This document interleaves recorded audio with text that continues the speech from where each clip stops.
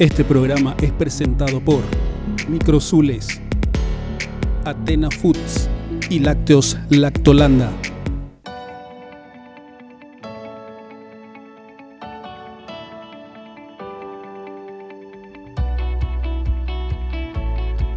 Comenzamos, amigos, esta nueva entrega de Todo a la Parrilla. Rodri, ¿cómo estás? Bien, ¿y vos, Martín? Pero muy bien, muy contentos de comenzar este nuevo programa. Te adelanto a vos y a los televidentes.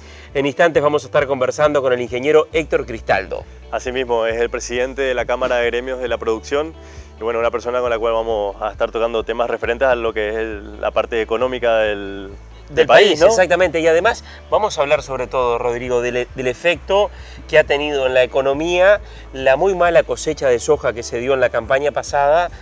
Gracias a Dios en estos últimos días hemos tenido precipitaciones, se logró sembrar el área de soja y es una muy buena noticia para el país. Ojalá que el ciclo productivo transcurra con normalidad y que tengamos una buena producción. Asimismo, ¿verdad? Todos estamos expectantes de que la economía mejore, dado que este año ha sido un poco difícil para todos.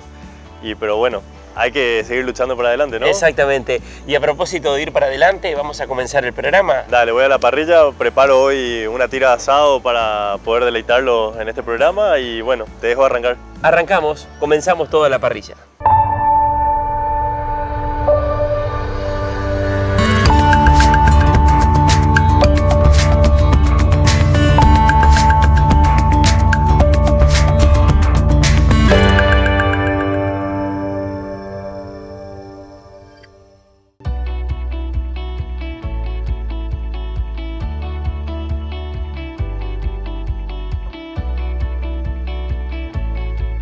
Comenzamos, amigos, el programa y recién lo anunciábamos. Vamos a recibir en esta entrega de Toda la Parrilla al ingeniero Héctor Cristaldo.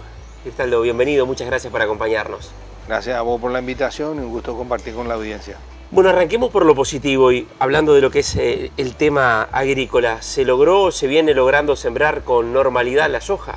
Y después de un atraso que se generó por el déficit de lluvia en el mes de septiembre, arrancó a partir del 5 de octubre con un dinamismo ya más cercano a normal y ahora está bastante avanzado. El sur ya está prácticamente cerrando la siembra y el norte está, creo que en una semana más se termina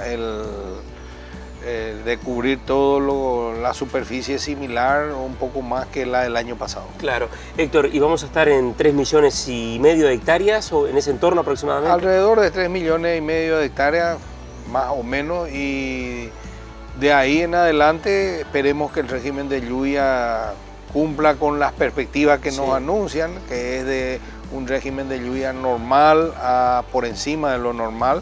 Con eso, si en estos 4 meses se mantiene ese pronóstico, esa perspectiva, tendríamos una cosecha normal y estaríamos rondando las 10 millones de toneladas de producción, que sería una buena recuperación después de este mal año. Claro, ya vamos a hablar del mal año. A propósito del mal año, ¿cómo se logró financiar el productor? Porque en un principio, a raíz de lo que fue la campaña pasada, se decía, bueno, para enfrentar esta siembra se van a necesitar unos 250 millones de dólares aproximadamente. ¿Cómo se arregló el productor para lograr sembrar? Bueno, el productor venía ya con una primera refinanciación del año 2015 cuando cayeron los precios 40%. Hubo buena producción, pero cayeron los precios. Eso obligó a una refinanciación a 5 años, este año el cuarto, y venía pagando sus cuotas. Esta cuota, este año el planteo nuestro fue saltar para el final, claro, pagar los intereses y saltar hacia el final, una cuota adicional más, o reestructurar cada uno de acuerdo a la negociación con su acreedor, de acuerdo a su flujo de caja. Lo único que se le pidió al gobierno fue que genere las condiciones de flexibilidad para no penalizar o castigar al que refinancia más de un año, tanto a la entidad que refinancia como al beneficiario del refinanciamiento.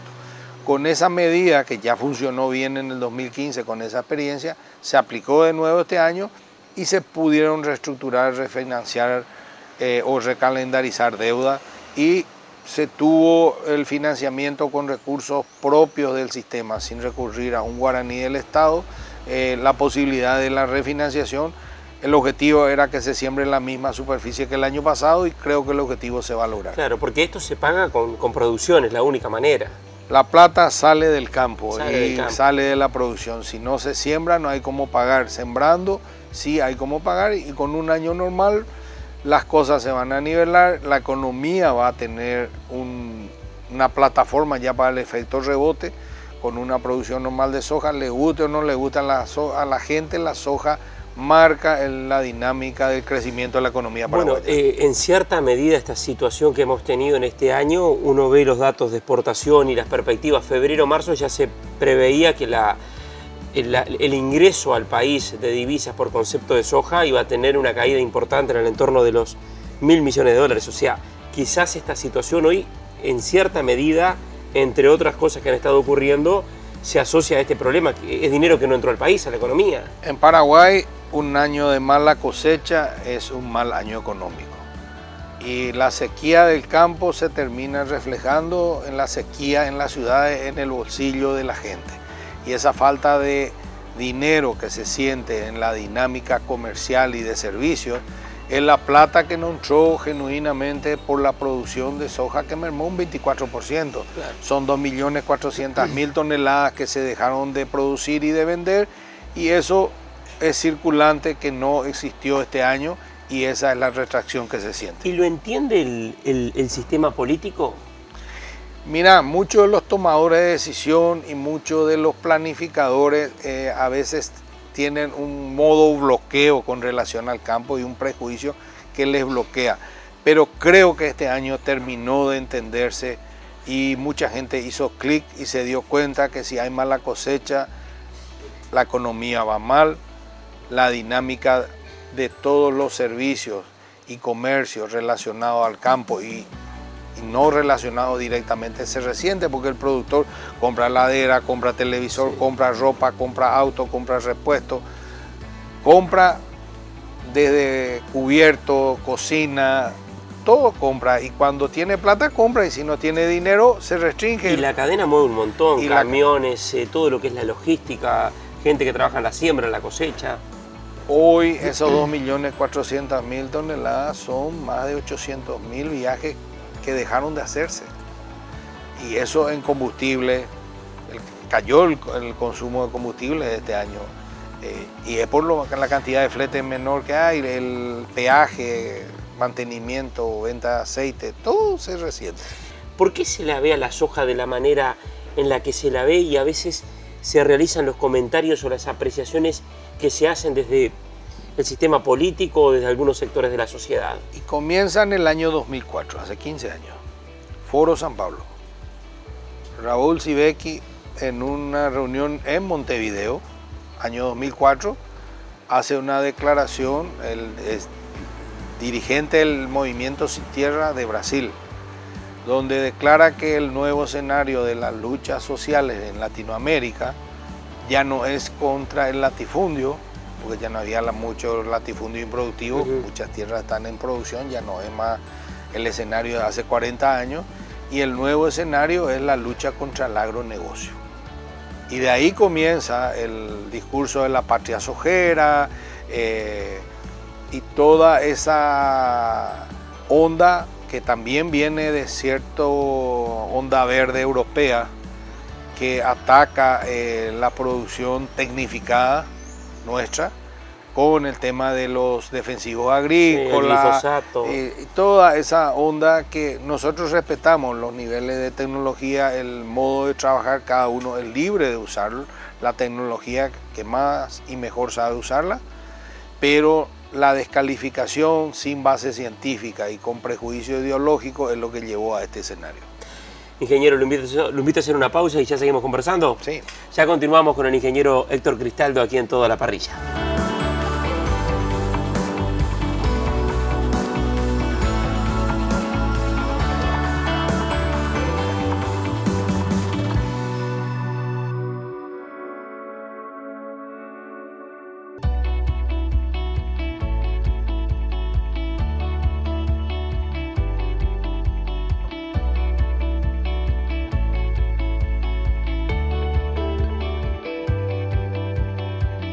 Comenzamos el segundo bloque de Toda la Parrilla y seguimos conversando con el ingeniero Héctor Cristaldo. Me decía recién, ingeniero, más de 3 millones de hectáreas, probablemente 3,5 millones de hectáreas de soja. En el entorno, si todo corre bien, 10 millones de toneladas aproximadamente. ¿Qué expectativas hay con respecto al precio de la soja para esta próxima campaña? Nosotros desde el 2014 fue el último año de buenos precios, donde el productor vendía de chacra a silo 480, 500 dólares la tonelada. En 2015 vino una caída a vender a 350, 340 dólares la tonelada. Y el año pasado tuvimos una caída donde vendimos por debajo de los 300 dólares la tonelada. Es decir, venimos en un tobogán de precios para abajo. Por eso cuando el lanzamiento, el 5 de septiembre, nosotros habíamos manifestado que si el precio se mantenía en torno a los 300 dólares, era razonable. De ahí para arriba comienza a respirar un poco mejor el productor. Si subía más que eso, aleluya. Y si baja, lo peligroso era que siga bajando. Tenemos un escenario hoy de que el precio está un poco mejor que lo que fue la campaña pasada. Hay una suba de los premios, que al final es el aumento del descuento, pero estamos todavía dentro de lo razonable. Esperemos que esa recuperación de precios se consolide y pueda ayudar. Pero más estamos enfocados en el manejo correcto, el buen manejo de las parcelas y el cuidado de lo que sembramos para que tengamos buena producción. Con una producción buena por hectárea vamos a poder encarar los desafíos que tenemos. Cristaldo, y con un precio de 300 dólares, para ser cautelosos, ojalá que se pueda mejorar el precio. Bueno, hay indicadores, el USDA ha hecho algunos informes que son optimistas para la producción, por lo menos en América del Sur. Pero tomemos 300 dólares, un punto de equilibrio por hectárea de cuánto sería de rendimiento para decir, bueno, empato y tengo cierto margen razonable. Ahí estaría por los 2.300 kilos por hectárea el punto de equilibrio. Y hoy, es decir, el promedio de esta campaña que terminamos fue 2.216 kilos. Entonces, mucha gente estuvo por debajo del punto de equilibrio. Claro. ¿En qué está el tema de la devolución del IVA al productor? Al productor nunca se le devolvió el IVA. Por eso. El IVA se le devolvía al exportador. Al exportador. Porque él es el que figura en Hacienda como el que paga el IVA, pero realmente lo paga el productor. En la ley nueva, en la ley anterior, el régimen anterior era del 5% de IVA, 2,5% ya se retenía. Como no se devolvía, es una especie de impuesto a la exportación. Ahora eso quedó el 5%, el total no se va a devolver. Eso probablemente va a afectar en un aumento de los premios y menor precio al productor en ese sentido, porque no lo van a pagar los exportadores. Eso es el error de los políticos y de ciertos opinólogos economistas que no conocen la peculiaridad del negocio, que creen que le están cobrando a los exportadores, a las grandes multinacionales. No, todo se traslada hacia abajo. Todo se traslada al campo. Eso es normal, por decirlo de alguna manera, o habitual. En todos los contratos figuran que del precio fijado, si hay impuesto, lo paga el que es vendedor, es decir, el productor, no lo paga el comprador. Y tiene su lógica, no es porque sean unos bandidos ni nada, porque al final el impuesto, el IVA funciona bien en el mercado interno, donde es un pasamano y cada comprador va pagando y el consumidor final se queda como el que paga finalmente. Claro. El que compra de afuera no te va a comprar tu impuesto, te compra tu mercadería. Cristaldo, pero ¿cómo se puede corregir esto, además de lo que puede ser, pasa por una decisión del gobierno, del Ejecutivo, del Ministerio de Hacienda? No, es una decisión conjunta de los dos poderes, tiene que ser el Ejecutivo y el Legislativo, porque está plasmado en una ley. La ley entra en vigencia el 1 de enero, todavía no está vigente. Se están reglamentando, entra en vigencia el 1 de enero y vamos a ver qué impacto tiene. Nosotros estimamos que siendo 300 dólares y siendo 2,5% lo que se va a retener adicionalmente, va a ser en torno de $7.50, lo que podría afectar a menos el precio. Claro. Pero si hay mayor aumento de los premios y quieren justificar con que no recuperan el IVA, no va a tener lógica matemática ni económica. Claro, y uno multiplica eso por la cantidad de toneladas y es mucho dinero. Claro, son $15 por tonelada en total, 5%. Por 10 millones de toneladas son $50 millones, claro, que va a quedar limpio al fisco, pero no va a figurar el productor, va a figurar el exportador de nuevo, y ahí donde viene el famoso el campo no paga nada, porque el campo paga todo, pero no figura en las estadísticas por la forma como se computan y se registran. Los grandes anuncios de recaudaciones están distorsionadas con esa forma de computar las recaudaciones para que el campo aparezca como que no aporta nada cuando es realmente el generador de todo. En este año se planteó, se habló en el comienzo del mismo de la posibilidad de una reforma tributaria, de revisar lo que paga el campo, el sector de la soja, por ejemplo. El gremio que preside usted habló de trabajar en la línea de ser más eficientes en lo que es el gasto y el manejo de los dineros públicos. ¿Se ha logrado eso? ¿Ha sido más eficiente, es más prolijo este gobierno en lo que es el manejo del dinero público? Es difícil porque son años de usos y malas costumbres y de mucho populismo. Por eso más que cuando hablamos de calidad de gasto tenemos que adicionarle la calidad de la gestión pública, porque no hay correlación entre lo que se aporta y los resultados de ese aporte en gestión pública, porque hay queja de eficiencia en el sistema de salud, de eficiencia en el sistema de educación, y no es plata el problema. Recursos existen, lo que no hay es buena gestión, y hay mucha corrupción y mucha impunidad. En el caso que nosotros conocemos muy bien, el Ministerio de Agricultura y Ganadería, hicimos un estudio que abarcó un periodo desde del año 1992 al 2007, 15 años, y vino en cooperación externa entre préstamos, donaciones y un montón de otros conceptos, 1.100 operaciones por $4.480 millones en 15 años para el campo. En el 2008 se hace el censo agropecuario y los resultados muestran, después de esos 15 años de gestión y de gastar casi $4.500 millones, que los pequeños productores de menos de 50 hectáreas, el 62% no tiene su título de propiedad.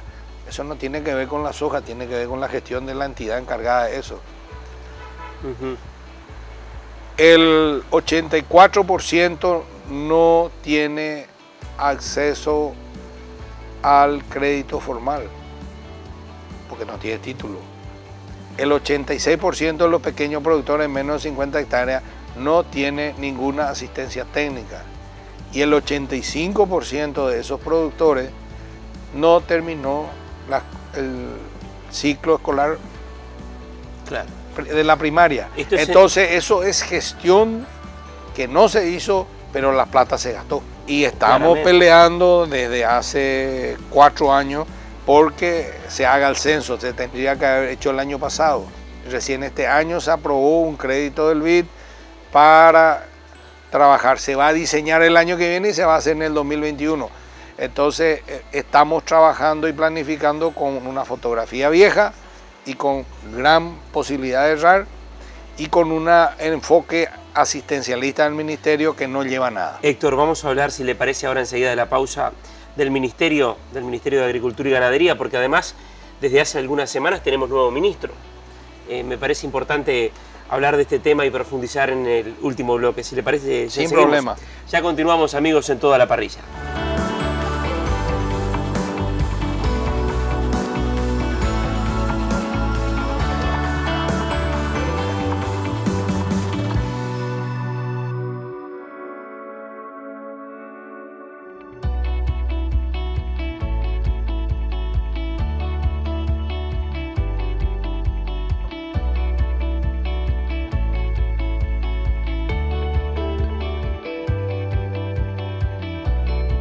Comenzamos el último bloque del programa y seguimos conversando con Héctor Cristaldo. Se nos va volando el tiempo, presidente, pero vamos a aprovechar estos minutos y el tramo final del programa.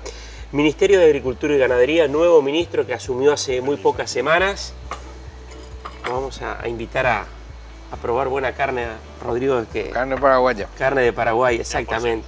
Una sinergia siempre muy importante que se da entre la agricultura, la ganadería, cada vez más también, ¿no? Sí, es un complemento. Es un complemento. Es un complemento de una actividad con la otra. Exactamente. Le decía, Ministerio de Agricultura y Ganadería, ¿cómo lo ve este nuevo ministro? Bueno, el nuevo ministro está llegando, cayó en un momento difícil del campo por el año de mala cosecha. Se venía trabajando razonablemente bien con el ministro anterior. Él ingresa por cuestiones políticas, no por cuestiones relacionadas a la actividad del campo. Y se tiene que ganar la confianza de la gente, porque generó mucha resistencia en todo el sector. No vamos a mentirle a nadie, pero nosotros mismos, nuestra gente tomó con mucha bronca, pero al final tuvimos que razonar y entrar en conflicto con el gobierno por un ministro. ¿Ayudaba a salir de la crisis en que está el campo o iba a ser un nivel más de dificultad para superar la crisis? Y entonces ahí se tomó la decisión de respetar la decisión del presidente, que quede el ministro, que se gane la confianza con gestión y la gente ir a trabajar a sus chacras para tratar de salir lo antes posible de esta crisis, que vamos a salir solamente trabajando y trabajando, claro. No hay otro. ¿Le conforma la línea que ha llevado adelante el ministerio, sobre todo en lo que es la política para el pequeño y mediano productor? De ninguna manera. ¿Por qué? Porque con honrosas excepciones, en los últimos 20 años, los resultados son muy claros. El algodón desapareció y no tuvieron nada que ofrecerle una cadena diferente a la cadena textil a los pequeños productores para salir adelante. Se entró en una línea de asistencialismo, de piñata, claro, de reparto de cosas que no solucionan el problema. Carretilla, pala, asada, machete y pollito no soluciona el problema de conocimiento y productividad. Hoy el conocimiento, la ciencia, la tecnología pero el problema evoluciona. Fue no incorporar la tecnología genéticamente modificada en tiempo y forma. Pero es conocimiento. Por supuesto. Entonces, al no estar preparado para manejar la herramienta, la perdieron. Entonces, y no hubo reemplazo por otra. Ahora se ve, después de 10 años, que en el 2008 en el censo ya habían 140.000 hectáreas de soja en manos de pequeños productores. Hoy hay 900.000 hectáreas en manos de pequeños productores de menos de 20 hectáreas. No es que la soja es solo del mega archi latifundista. Y hubo una migración a la producción de grano. El ministerio tiene que transferir conocimiento y no cosas a la gente. Facilitarle el acceso a crédito adecuado o a, más que crédito, productos financieros adecuados al tipo de emprendimiento que va a encarar el pequeño productor. Y lo que sí tiene que ser permanente es la capacitación y la actualización, porque no se puede seguir produciendo como hace 50 años. Ya no se es competitivo. Claro. Cristaldo, ¿cómo ve, y aprovechando estos minutos finales, al gobierno en general? Y el gobierno comenzó en las peores condiciones, con un mal año, una sequía después de 7 años, eso lo complicó, y mientras estaban aterrizando ya la pista se descompuso. Y le falta ajustar la visión con respecto al rol del Ministerio de Agricultura, al verdadero rol y gestión que tiene que llevar adelante el ministerio. Porque si vamos a seguir con la visión asistencialista y de reparto de cosas y que sea un ministerio de acción social, no va a tener el impacto y cada vez va a ser más el abandono a la gente que necesita ese acompañamiento. Tiene que ser capacitación, tiene que haber líneas de créditos para producir, pero lo que no puede renunciar al ministerio nunca es a capacitar y actualizar a la gente. Lo único que le va a sacar adelante es la capacidad de trabajo pero con conocimiento actualizado. En el tema seguridad, ¿qué evaluación hace? El tema seguridad es complicado porque venimos también en un escenario muy populista, donde se proclama que la tierra es la solución de todo. Y la tierra es una de más de 40 variables que tiene que manejar un productor para salir adelante. Nosotros no queremos hablar más de reforma agraria, queremos hablar de desarrollo rural sostenible y creemos que por ahí está el camino. El productor tiene problemas de mercado, problemas de clima, problemas de salud, problemas de infraestructura. No es solo la tierra. Darle la tierra sin tener las otras condiciones es como que te entregue una cuchara de albañil y te digo, anda a construirme Itaipú. Imposible. Y estamos en esos mitos y leyendas de los populistas. Claro, es que la reforma agraria o el reparto de tierras es un pensamiento sesentista. Y acá tiene 80 años y el resultado es 2 millones de hectáreas de la región oriental, de las 3.200.000 que administró el INDER, el IRA o el IBR, que son sus antecesores, 2 millones siguen en manos del Estado paraguayo desde el punto de vista de no haber titulado. Hay más de 150.000 lotes que están ocupados y no están titulados. Esos son casi parias para las cadenas comerciales. Claro. Porque hoy el problema más importante, incluso de acuerdo a lo que veníamos hablando, lo tiene el pequeño o el mediano productor. No es un tema de latifundio, sino que el problema más grande está en el minifundio. Y en la productividad, que es baja, y en la productividad, porque no hay conocimiento ni acceso a la tecnología de punta. Ese es el problema. Cuando se empieza a discutir precio, es porque hay problemas de productividad y de eficiencia y competitividad. Héctor Cristaldo, muchas gracias. Gracias a vos. Final, amigos de Toda la Parrilla, nos estaremos reencontrando nuevamente en la próxima semana. Que tengan una muy buena jornada. Muchas gracias.